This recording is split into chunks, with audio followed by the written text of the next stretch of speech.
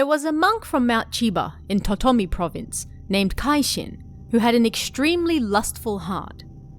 He was involved with Oyotsu, the daughter of a countryside samurai, and as they were on the verge of being discovered, they eloped at his suggestion. The pair made their way towards Kanto, but the young woman was not used to traveling and grew exhausted. They barely proceeded at all, and soon used up all the money they had saved as well. "We cannot continue like this," Kaishin thought, "nor do I know when she will recover.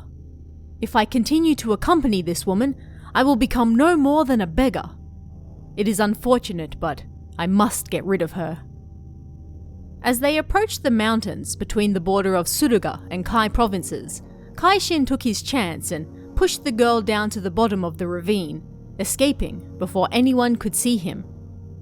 When Kaishin reached Edo, he returned to secular life and changed his name to Fujioka Uzen, becoming a vassal for a certain household.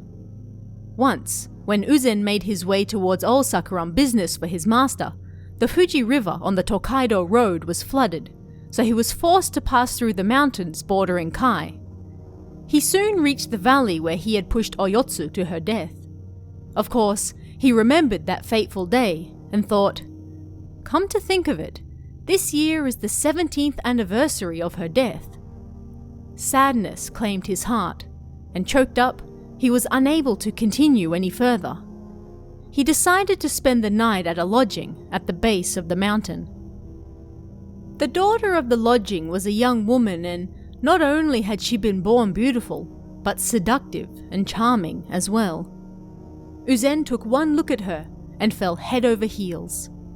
He wondered if there might be a way to seduce her that night as he lay in bed, when the wooden doors by the window opened and someone slid into his bed. Surprised, he saw it was the young woman herself. Her charming features, turned downwards with embarrassment, drove the already lecherous Uzen wild. They spoke their heart's desires to one another, and then shared a bed.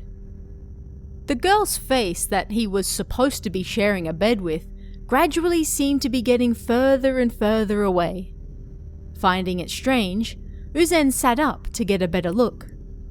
The girl's body was nestled close to his, while her neck swiftly and smoothly stretched out above him. Her face looked down on him with an expression of rage and then transformed into that of Oyotsu.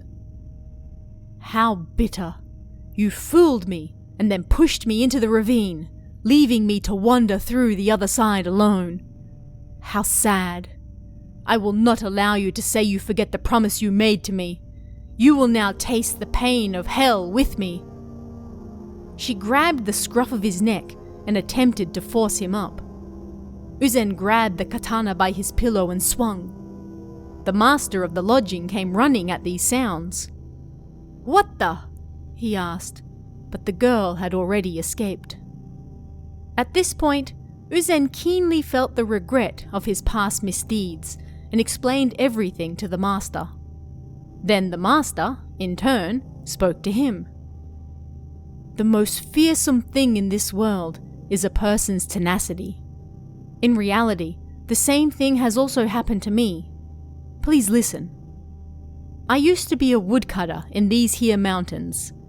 16 years ago, I discovered an unconscious woman in the ravine. When I shook her, her body was still limp, so I thought she might still be saved. I took her in and cared for her, and from the open seam of her kimono, some money fell out. Surprised, I looked for the source and discovered a large amount of money sewn into the neck. At this point, her breathing finally returned, but I was suddenly overcome with malicious thought, and I strangled her to death to steal the money. I used it to start this lodging. That year, my wife became pregnant and gave birth to a baby girl, the girl you saw just before. She was born as what this world calls a rokurokubi.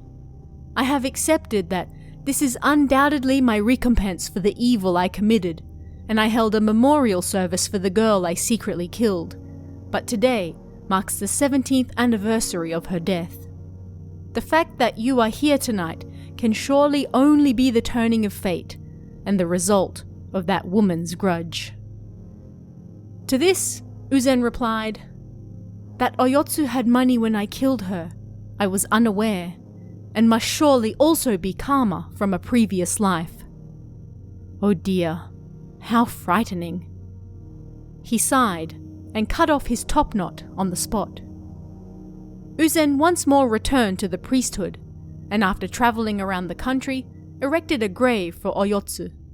He called it the Rokurokubi Mound, and even now it sits in the mountains on the border of Suruga and Kai provinces.